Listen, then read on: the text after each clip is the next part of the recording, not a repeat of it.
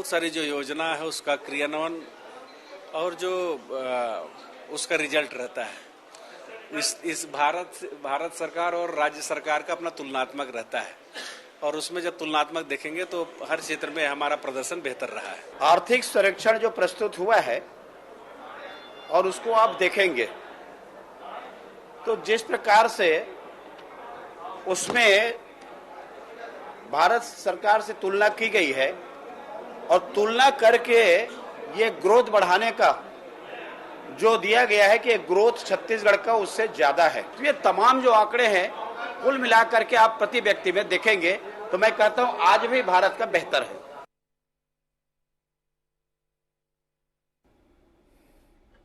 नमस्कार, मैं हूं मोहन तिवारी और आज के मुद्दे में आपका स्वागत है। और आज का एक अहम मुद्दा है जिससे पता चलता है कि प्रदेश की दशा दिशा क्या है। जी हां, सरकार ने आज पेश किया है अपना आर्थिक सर्वेक्षण रिपोर्ट, जिससे कि ये आभास हो रहा है कि छत्तीसगढ़ के विकास की गति कितनी है, कितनी तेजी से हमारा छत्तीसगढ़ आगे बढ़ रहा है। लेकिन इसमें ट्विस्ट तब आ गया जब इसकी तुलना देश से कर दी कांग्रेस ने अपनी जब सर्वेक्षण रिपोर्ट प्रस्तुत की तो ये बताने में कोई कोर कसर नहीं छोड़ी कि हम देश से बेहतर हैं। और तब से शुरू है इस पर सियासत और इसी पर हमारी आज चर्चा केंद्रित है। मिलते हैं उन मेहमानों से जो इस चर्चा में हमारे साथ रहेंगे। हम बहुत स्वागत करेंगे स्टूडियो में हमारे साथ इस पूरे मसले में चर्चा करने के लिए जुड़ रहे हैं वरिष्ठ पत्रकार के रूप में शशांक शर्मा जी, जिनका बहुत बहुत हम स्वागत करते हैं। कांग्रेस का पक्ष रखने के लिए हमारे साथ जुड़ रहे हैं कन्हैया अग्रवाल जी, जो कि अभी अभी मंदिर से पहुंचे हैं, उनके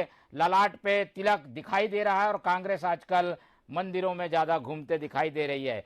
भाजपा का पक्ष रखने के लिए हमारे साथ जुड़ रहे हैं अनुराग अग्रवाल जी, जो कि इस बात को हमारे बीच रखेंगे कि बीजेपी इसे किस ढंग से देखती है और जब देश से तुलना होती है और देश से बेहतर छत्तीसगढ़ को बताया जाता है तो बीजेपी की क्या सोच सामने आती है। तो तीनों मेहमानों का बहुत बहुत स्वागत है। और ये एक ऐसा विषय है जो कि थोड़ा क्लिष्ट भी है, जनता को हम समझाने की भी कोशिश करेंगे कि आर्थिक सर्वेक्षण कितना प्रभावी होता है और कितना आम लोगों से जुड़ा भी होता है। सबसे पहले हम शशांक जी की ओर रुख करेंगे, क्योंकि विधानसभा में जब ये रिपोर्ट पेश की गई तो वो भी मौजूद थे, मैं भी मौजूद था, और हमने जब रिपोर्ट देखी है तो कई चीजें इसमें छत्तीसगढ़ की बेहतरी की भी है। शशांक जी, पहली टिप्पणी आपकी, कैसे देखते हैं आर्थिक सर्वेक्षण के आधार पर छत्तीसगढ़ को आप? मोहन जी, सबसे पहले तो आर्थिक सर्वेक्षण का महत्व जो है हमारे दर्शकों को समझ में आना चाहिए कि सरकार जो बजट पेश करती है पिछले साल, उसके बाद राज्य के विकास में जो काम होते हैं उससे राज्य के उत्पादन कितना बढ़ता है, और ये जब उत्पादन बढ़ता है तो उससे लोगों को रोजगार मिलता है, तो एक सर्वांगीण विकास, चाहे वो संरचना का हो, उद्योग का हो, सेवा क्षेत्र का हो, कृषि का हो, वो सबका लेखा जोखा जो है जब अगला बजट प्रस्तुत करना होता है सरकार को, उसके एक दिन पहले आर्थिक सर्वेक्षण प्रस्तुत किया जाता है कि इस आधार पर अब अगला बजट प्रस्तुत किया जाएगा। तो अब 6 तारीख को जब छत्तीसगढ़ राज्य का जो बजट प्रस्तुत होगा, उसके पहले अगर हम इस आर्थिक सर्वेक्षण को देखें तो मुझे लगता है कि अभी छत्तीसगढ़ को आर्थिक मोर्चे पर और विकास के मोर्चे पर और प्रयास और कठोर प्रयास करने की आवश्यकता है। देखिए, आंकड़ों की बाजीगरी में हम तुलनात्मक दृष्टि से कुछ भी कह लें। आप देश की तुलना अगर आप राज्य से करेंगे तो आप मान के चलिए 1 करोड़ की तनख्वाह वाले व्यक्ति का अगर 2% भी सैलरी बढ़ जाती है और 25,000 वाले के अगर 25% भी बढ़ जाती है तो 25% बढ़ती है तो केवल उसका 6,500 बढ़ता है, लेकिन 1 करोड़ वाले का 2 लाख रुपए बढ़ जाता है।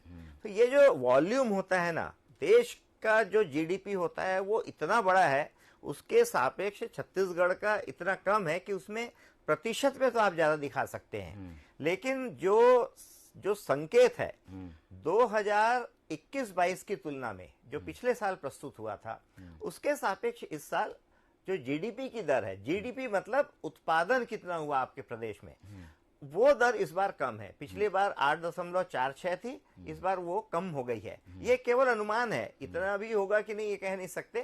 तो मुझे लगता है कि आर्थिक दृष्टि से, आर्थिक रूप से जो सरकार को प्रयास करने चाहिए, जिसमें सर्वांगीण प्रयास, जैसे हम कृषि पर सबसे ज्यादा फोकस कर रहे हैं। ठीक है, छत्तीसगढ़ में आज भी आबादी जो है 60% आबादी वो कृषि और वनोपज पर आधारित है, लेकिन ये नहीं भूलना चाहिए कि जो कृषि पर रोजगार के लोग हैं वो भरपूर रोजगार कृषि क्षेत्र नहीं देता है। इसलिए आपको उद्योग, व्यापार और सेवा के क्षेत्र पर ज्यादा ध्यान देना पड़ेगा।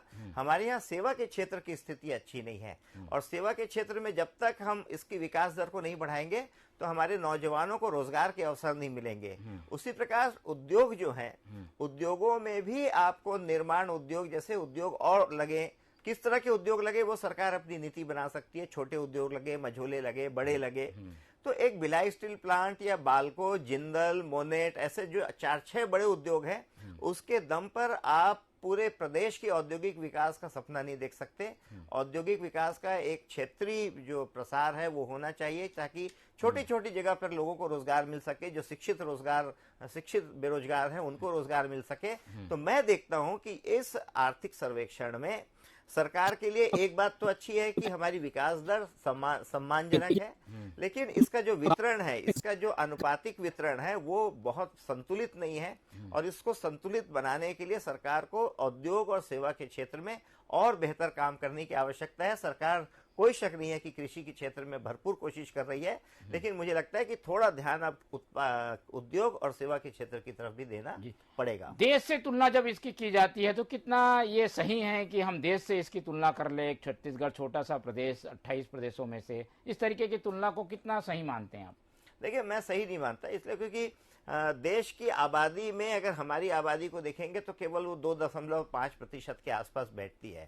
दूसरा, हमारा जो एक वॉल्यूम है ना, पूरे देश का जो जीडीपी है, उसके सापेक्ष अगर छत्तीसगढ़ के जीडीपी को देखेंगे तो बमुश्किल 3% 4% बनता है। तो उससे आप जैसे बड़े पेड़ की वृद्धि दर और छोटे पौधे की वृद्धि दर, दोनों की वृद्धि दर की तुलना नहीं कर सकते। छोटा पौधा तेजी से ही बढ़ेगा, लेकिन जो पेड़ खड़ा हुआ है ना, वो बहुत तेजी से नहीं बढ़ेगा।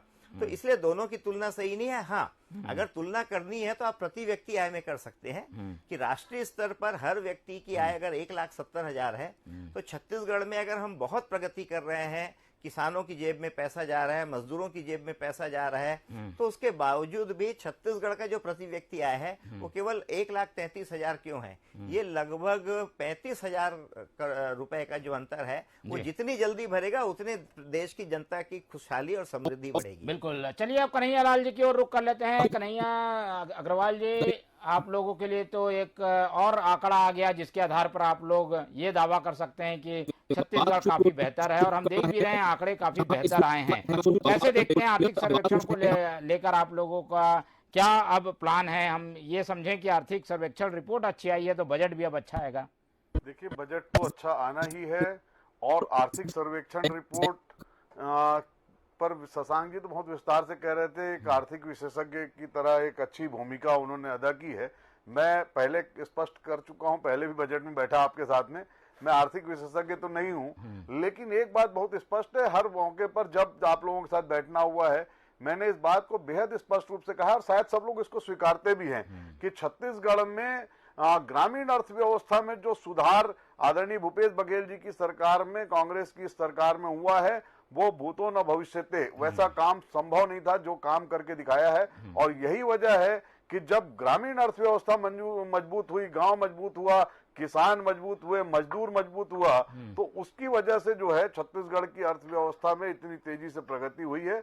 और आज अगर कृषि के क्षेत्र में हम ये जो कि भारत से तुलना क्यों हो रही है, भारत से तुलना नहीं हो रही है, ये बताने का ये प्रयास है कि छत्तीसगढ़ एक छोटा राज्य है, लेकिन यदि एक अच्छा प्रशासक मिल जाए, एक अच्छी सरकार बन जाए, तो वो सरकार किस तरह का काम कर सकती है जो देश के लिए एक मिसाल बन सकता है, एक मॉडल बन सकता है।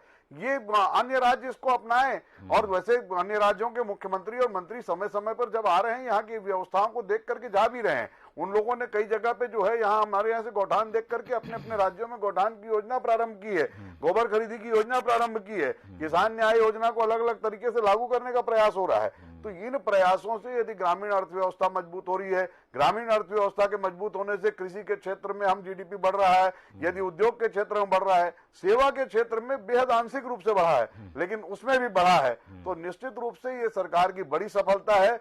और प्रति व्यक्ति आय का जहां तक मामला है, प्रति व्यक्ति आय में हम बहुत पीछे हैं, जो अभी आदरणीय शशांक जी कह रहे थे। मैं जो है देश प्रति व्यक्ति आय जो तैयार होती है वो होती बड़े उद्योगपतियों की आय को मिलाकर के वहां घटने होता है, क्योंकि एक मजदूर को तो हम 2000 रुपए महीना जो कमा रहा है उस पे हम उसकी आय निकाल रहे हैं उसका 1,70,000 रुपए।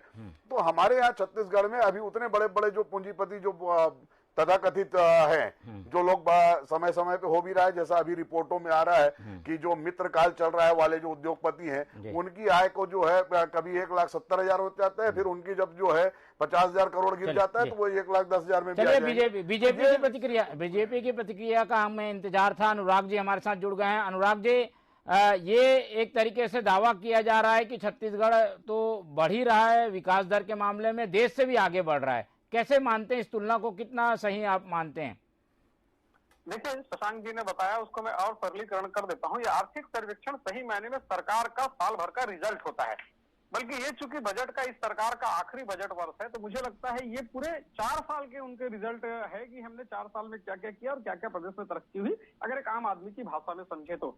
और एक बात फिर कहता हूँ मोहन जी, आम आदमी आंकड़ों को नहीं समझता, आम आदमी ये समझता है कि मुझ तक क्या पहुंचा, मतलब प्रदेश के अंतिम व्यक्ति तक शासन की योजना का क्या लाभ पहुंचा, ये बताता है कि प्रदेश ने कितनी तरक्की की और प्रदेश की तरक्की, प्रदेश की शासन की योजनाओं का लाभ अंतिम व्यक्ति तक क्या पहुंचा। मुझे एक बात बता दे भूपेश बघेल जी और उनके पूरा मंत्रिमंडल और आदरणीय मेरे मित्र कन्हैया अग्रवाल जी, 4 साल में आपने नवनिर्माण के नाम पे कहाँ पे एक तो ईंट रखी, कहाँ पे एक तो इंडस्ट्री डाला, कहाँ पे आप अपने बिल्डिंग बनाया जो छत्तीसगढ़ में इंफ्रास्ट्रक्चर में वृद्धि होगी। आपको अगर याद होगा तो भूपेश बघेल जी जब सरकार बनी थी तो भूपेश बघेल जी ने कहा था कि सड़कें बनाना, पुलिया बनाना, इमारतें बनाना ये प्रगति नहीं है, मैं अंतिम व्यक्ति तक पैसे पहुंचाऊंगा, ये प्रगति है। मतलब उन्होंने उस दिन ही बता दिया था कि इंफ्रास्ट्रक्चर से कोई काम करेंगे नहीं, तो जब कोई काम करेंगे नहीं तो कोई चीज पहुंचेगी कैसे लोग तक। मतलब एक भी इन्होंने इंडस्ट्री या इंफ्रास्ट्रक्चर के कोई काम किए नहीं। अब अगर इंफ्रास्ट्रक्चर छत्तीसगढ़ में नहीं होगा तो निर्माण तो ऐसे छत्तीसगढ़ में आएंगे कैसे, ये जरा बता दें आप। बड़ी बात, 61,000 करोड़ रुपए का कर्जा इन्होंने 4 साल में ले लिया, जो भारतीय जनता पार्टी ने 15 साल में उसका आधा ले पाया था। इतना बड़ा कर्जा लेने वाला राज्य खुद कर्ज के दलदल में धंस गया है। अब ये आर्थिक सर्वेक्षण पेश करके अगर ये कहे कि हम तो जनता को ये दे दिए, हम इससे आगे हो जाए, तो जनता इन बातों को समझती है। और ये पैसा लग कहाँ रहा है, आपने खुद कह दिया कि मैं तो पुल पुलिया सड़क का निर्माण करूंगा नहीं, तो फिर ये पैसा लग कहाँ रहा है? ये पैसा निकल रहा है मुख्यमंत्री सचिवालय से। और जब मुख्यमंत्री सचिवालय के अधिकारियों पे उनको कार्रवाई करने के बजाय ये उनके पक्ष में खड़ा हो जाते हैं। अब जब ये पैसा कांग्रेस कार्यकर्ताओं के घर से निकलता है तो फिर इनको दिक्कत होती है। चलिए जवाब ले लेते हैं जी। एक बात नहीं बोले पूरा तो समझिए भाई साहब, इनके जन घोषणा पत्र के जो संयोजक थे माननीय टी.एस. सिंहदेव जी, उन्होंने बकायदा पत्र लिखा, पिछले साल ही वो पत्र लिखा। इन्होंने कहा कि हम छत्तीसगढ़ में 8 लाख प्रधानमंत्री आवास नहीं दे पाए, वास्तविक संख्या तो 16 लाख की है, और इस 8 लाख में से 10,000 करोड़ जो छत्तीसगढ़ में आता, इससे छत्तीसगढ़ की उन्नति होती, छत्तीसगढ़ में रोजगार होता। तो वो आर्थिक आंकड़े तो जनता के मन में अभी तक है। आज ये गरीब आदमी पूछ रहा है, भाई आपने इतनी बड़ी बड़ी योजनाएं बना दी, आपके मंत्री स्वयं कहते हैं कि 8 लाख प्रधानमंत्री आवास हम नहीं बना पाए। उस प्रधानमंत्री आवास है कहाँ पे? उस प्रधानमंत्री आवास से 10,000 करोड़ रुपए आने थे, वो पैसे कहाँ गए? मतलब ये बात एक उदाहरण। चलिए अनुराग जी, आपने बड़ा विस्तार से बता दिया कि आखिर ये आंकड़े और जमीनी हकीकत में अंतर क्या है। कन्हैया जी से जवाब भी ले लेते हैं। कन्हैया जी, आखिर आप लोग ने अधोसंरचना विकास में खर्च किया नहीं, फिर विकास दर जो बढ़ी हुई बताई जा रही है, हालांकि पिछले साल से कुछ पॉइंट कम ही है, लेकिन बढ़ी हुई विकास दर दिखाई दे रही है। ये तो आंकड़ों में ही है, जमीनी हकीकत नहीं है, ये विपक्ष का कहना है। क्या जवाब आपके पास? विपक्ष के कहने और विपक्ष के करने और सरकार के काम, इस पर तो मुहर लगाने का काम जनता कर चुकी है, इसलिए विपक्ष के कहने वहने की बात को तो हम लोग भी ज्यादा उस पर बात करना नहीं। लोकतंत्र में विपक्ष के जवाब तो देने पड़ेंगे। मैं कह रहा हूँ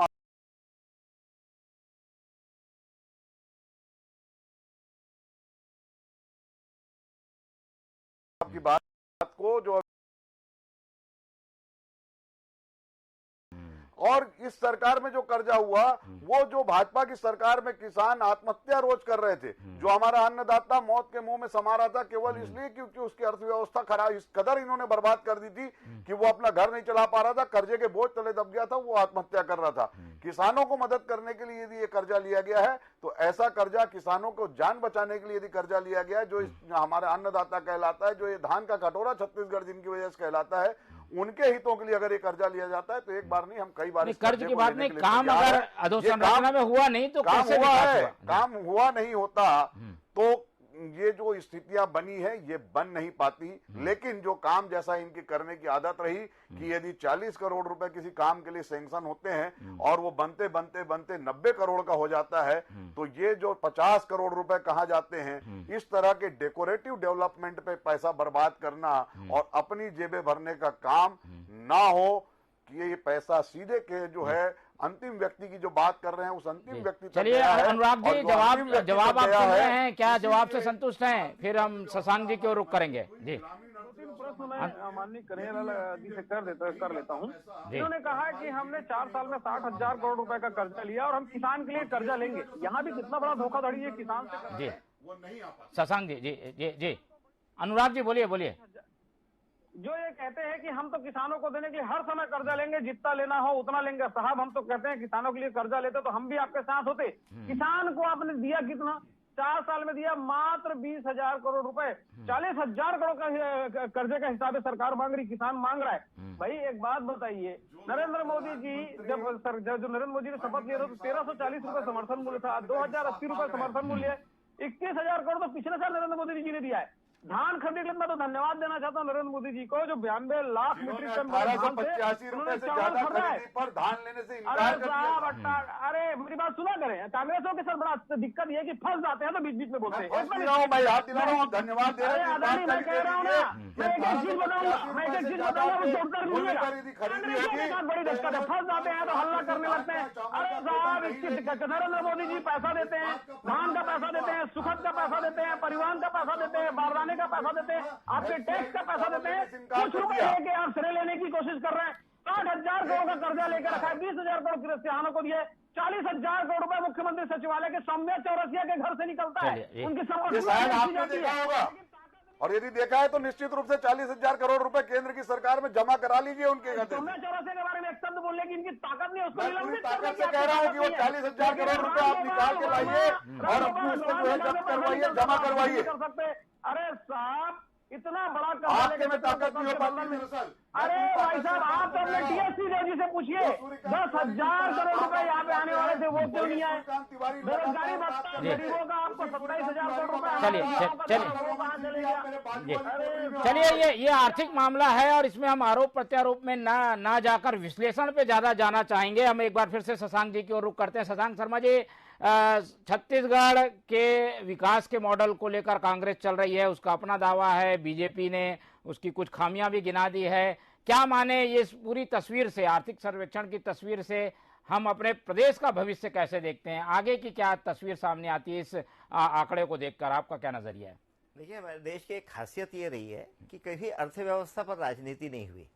अगर नरसिम्हा राव सरकार ने 1991 में उदारीकरण की नीति लाई तो सरकारें भले कोई भी बदलती रही हो, चाहे देवेगौड़ा की सरकार आई हो या इंद्र कुमार गुर्जर या अटल जी की सरकार आई हो, लेकिन हमने कभी आर्थिक नीति में परिवर्तन नहीं किया। और जो डॉक्टर मनमोहन सिंह की नीतियां चल रही थी वो आज भी चल रही हैं। मुझे लगता है कि देश की अर्थव्यवस्था को राजनीति से परे रखना चाहिए। देखिए, अभी मैं दोनों की बात सुन रहा था। जैसे कांग्रेस पार्टी के जो कन्हैया भाई कह रहे थे कि हमने अंत्योदय, अंतिम व्यक्ति तक जेब में पैसा पहुंचाने। मैं आपको इसी आर्थिक सर्वेक्षण में, आप जब सार्वजनिक वितरण प्रणाली का जब डेटा देखेंगे तो उसमें आपको मिलेगा कि 2022 में नवंबर आते आते आपके राज्य में जो गरीबी रेखा के नीचे के जो राशन कार्ड हैं उसकी संख्या हो गई है 62.96 लाख, और 2018 में इसकी संख्या हुआ करती थी 57.21 लाख। अब अगर इसकी तुलना करेंगे तो लगभग 6 लाख गरीबी रेखा के राशन कार्ड नए बन गए हैं। अब या तो ये राशन कार्ड गलत बने हैं और या तो ये 6 लाख लोग नए गरीब हो गए। तो अगर मान लीजिए कि सरकार कहती है कि हम अंतिम व्यक्ति के जेब में पैसा पहुंचा रहे हैं, तो ये गरीबी रेखा के आंकड़े क्यों बढ़ रहे हैं? देखिए, मैं आरोप नहीं लगा रहा हूँ, मैं कह रहा हूँ कि हम जो अर्थव्यवस्था के मॉडल की जो बात करते हैं, हमें इस प्रदेश को समृद्ध करना है। इस प्रदेश में बहुत संभावनाएं हैं। कर्मचारी अधिकारी फेडरेशन के आह्वान में आज प्रदेश भर में 4 सूत्रीय मांग लेके प्रदर्शन करेगी छत्तीसगढ़ कर्मचारी अधिकारी फेडरेशन। बात करनी चाहिए पर माफी का लोग मांगे हैं। अर्थव्यवस्था में केवल कृषि आधारित अगर आप अर्थव्यवस्था पर बात करेंगे तो यकीन मानिए कि अगर ऐसा होता तो पंडित नेहरू ये बड़े बड़े उद्योग नहीं लगाए होते, भिलाई स्टील प्लांट और लेकिन उद्योगों में भी तो बेहतर प्रदर्शन दिख रहा है इस रिपोर्ट में। देखिए, उद्योगों में क्या हो गया, चिन्हित प्रदेश में जो 13, 14, 15 जो सीमेंट प्लांट हैं, पावर प्लांट हैं, स्टील प्लांट हैं, ऐसे 17-18 उद्योग का परफॉर्मेंस तो बहुत अच्छा है। अब यहाँ पर आपका सैचुरेशन है, यहाँ पर जितने लोग रोजगार पा रहे हैं, जितना व्यापार व्यवसाय हो रहा है वो निश्चित है। उसके तो इन्हीं उद्योगों के विकास को हम प्रदेश के औद्योगिक विकास नहीं कह सकते, आपको इसका विस्तार करना पड़ेगा। जी बिल्कुल। अब एक एक जवाब ले लेते हैं सर्वेक्षण से संबंधित, क्योंकि दोनों प्रवक्ताओं ने अपनी अपनी बातें रख दी थी, लेकिन कई खामियां भी इसमें दिखकर सामने आई हैं। पहले कन्हैया जी चलते हैं। कन्हैया जी, सेवा क्षेत्र में और प्रति व्यक्ति आय के क्षेत्र में, इसमें तो आप लोग देश से पीछे हैं। जहां आगे हैं उसको आप लोग तुलना करते हैं कि भाई विकास दर में हम आगे हैं, कृषि में, उद्योग में आगे हैं, लेकिन ये 2 सेक्टर में आप देश से पीछे भी तो हैं। ये भी तो बताइए, ये क्यों हो गया? जो बात है वो उसमें भी लिखी है, आपने शायद सर्वेक्षण पढ़ा है तो उसमें क्लियर लिखा हुआ है। सेवा के क्षेत्र में हम 22-23 में 1.कुछ% में आगे हैं, लेकिन जो 23-24 का जो है उसमें हम काफी पीछे हैं, उसमें स्पष्ट लिखा हुआ है। लेकिन जो अभी शशांक भाई कह रहे थे, मैं चूंकि व्यापार से थोड़ा जुड़ा हुआ हूं, औद्योगिक लोगों से मिलना मुलाना होता है, मैं फिर कह रहा हूं कि आंकड़ों के आधार पर मैं बात नहीं करता हूं। कच्चे माल की आपूर्ति का जिम्मा जिनके पास है, आयरन ओर की समस्या है और कोयले की जो समस्या है, उसकी वजह से लगातार औद्योगिक क्षेत्र प्रभावित हुआ है। आपने देखा होगा पिछले दिनों उद्योग जगत के लोग आंदोलनरत थे लगातार, और आज भी उद्योग जगत जो है कोयले की कमी और इससे जूझ रहा है। जबकि प्रदेश में जो बात हो रही थी कि खनिज संपदा से, प्रचुर खनिज संपदा से हम लोग जो है भरे पूरे हैं, उसके बावजूद यदि हमारे लोगों को ही, इस क्षेत्र के लोगों को उद्योग चलाने के लिए यहाँ पर खनिज संपदा का अभाव हो जाता है, यदि उनके लिए हम कोयला उपलब्ध नहीं करा पा रहे हैं, उस अवस्था में यदि उद्योग प्रभावित हो रहे हैं, तो इस पर भी जो है भारत सरकार की मदद राज्य सरकार को मिले, ये हम निवेदन जो है भारत सरकार से करते हैं। बिल्कुल। तो ठीक रहा, केंद्र पर फोड़ दिया है कांग्रेस ने। अनुराग जी, क्या माने, केंद्र की थोड़ी मदद में कमी है ये बताकर ये बचने की कोशिश कर रहे हैं, क्या सही है ये? देखिए, एक बात बताइए, जिन्होंने कहा कि उद्योग में ये आगे बढ़े हैं, तो 4 साल में एक उद्योग इन्होंने लगाया नहीं। जितने उद्योग हैं या तो भारतीय जनता पार्टी के कार्यकाल के उद्योग हैं या केंद्र सरकार के उद्योग हैं। अभी माननीय इन्होंने कहा, कन्हैया अग्रवाल जी ने कहा कि कोयला और ये सब चीज आपूर्ति केंद्र सरकार की है, इस पर केंद्र सरकार को सहयोग करने, निसंदेह सहयोग करना चाहिए, लेकिन राज्य सरकार को भी सहयोग करना चाहिए।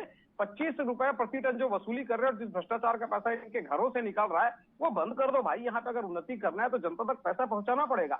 गाँव में जो इन्होंने कहा कि ग्रामीण क्षेत्रों में हमने बड़े विकास किए हैं, आपके जन घोषणा पत्र में ना सिंचाई रकबा दुगनी करने का वादा किया था, और छत्तीसगढ़ सरप्लस बिजली राज्य में कृषि पंपों की हालत ये है, भारतीय जनता पार्टी के शासनकाल में आवेदन करते ही कृषि पंप मिल जाते थे। 1 लाख से ऊपर कृषकों ने अपना भुगतान कर दिया है और 3-3 साल की वेटिंग है कृषि पंपों में। सरप्लस बिजली वाला राज्य आज पंजाब से बिजली उधार दे रहा है, कोल यहाँ से जाता है वहां से बिजली उधार रही। साहब, इन्होंने आर्थिक दलदल में पूरे छत्तीसगढ़ को फंसा दिया है। आंकड़ों की बाजीगरी जनता समझ चुकी है और जनता इसका उत्तर देने के लिए तैयार है। बिल्कुल, आंकड़ों की बाजीगरी है कन्हैया जी। ये मैंने तो स्पष्ट रूप से शुरू में कहा, फिर उसी बात से अंत करना चाहता हूं कि यदि जैसा कि अनुराग जी कह रहे हैं उसी तरह से ये सरकार चल रही है तो निश्चित रूप से ये सरकार जनता को स्वीकार है, तभी सारे उपचुनाव हम लगातार जीतते आए हैं। और नगर निगम, नगर पंचायत, विधानसभा के उपचुनाव की जीत ये दर्शाती है कोई पैमाना हमारी सरकार ने काम किया है। पैमाना है, बिना काम के कोई चुनाव नहीं जीतता है। यदि हम काम कर रहे हैं तब चुनाव जीत करके आ रहे हैं। पूरा का पूरा ये भूपेश बघेल का सिर्फ एटीएम है, एटीएम के अलावा इसकी कोई हैसियत नहीं है और इसमें एटीएम का प्रत्यक्ष सुधार। यदि कोयले का पूरा कारोबार इनके पास है, कोयला हम इनसे मांग रहे हैं, निवेदन कर रहे हैं, और कोयले की दलाली कहीं हो रही है, तो नियंत्रण जिनके पास है वो लोग उसको नियंत्रण करने में असफल क्यों है? मैंने पहले भी कहा कि उसी सूर्यकांत तिवारी ने बारंबार इस बात का बयान दिया, वीडियो जारी किया था कि मेरे तमाम धंधों में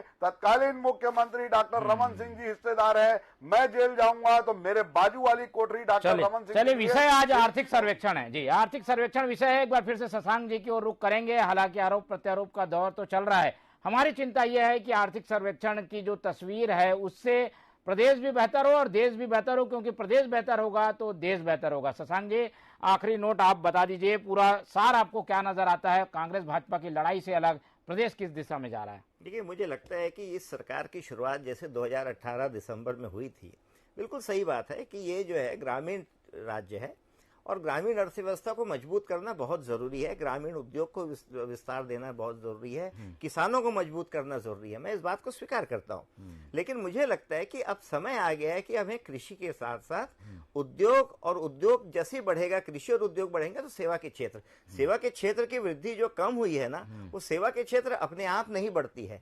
सेवा के क्षेत्र हमेशा उद्योग और कृषि की बढ़त से बढ़ती है। तो मुझे ऐसा लगता है कि अब उद्योग और सेवा के क्षेत्र में विस्तार करने की भी रणनीति इस बजट में होनी चाहिए। केवल अगर हम ग्रामीण और कृषि पर भार देंगे तो ये असंतुलित विकास होगा, जिसका खामियाजा भविष्य को भुगतना। बिल्कुल, इसी फाइनल नोट के साथ इस चर्चा को हम खत्म करेंगे। हमारे साथ जो मेहमान जुड़े हुए हैं उन सबका बहुत बहुत धन्यवाद। शशांक जी बहुत धन्यवाद, कन्हैया जी और अनुराग अग्रवाल जी। लेकिन एक महत्वपूर्ण बात ये इस पूरी चर्चा में निकलकर सामने आई है कि हमारी कोशिश यही हो कि बेहतर विकास हो और बेहतर विकास के लिए संतुलित विकास हो। कृषि के क्षेत्र में तो हमने बेहतर काम किया है, लेकिन बाकी सेक्टरों में अभी भी ध्यान देने की जरूरत है। उम्मीद है जब बजट 6 तारीख को मुख्यमंत्री पेश करेंगे तो इसी संतुलन का वो ध्यान रखेंगे। तो फिलहाल इस चर्चा को यहीं खत्म करते हैं। आप लोग देखते रहिए TV24। मुझे दीजिए इजाजत, नमस्कार।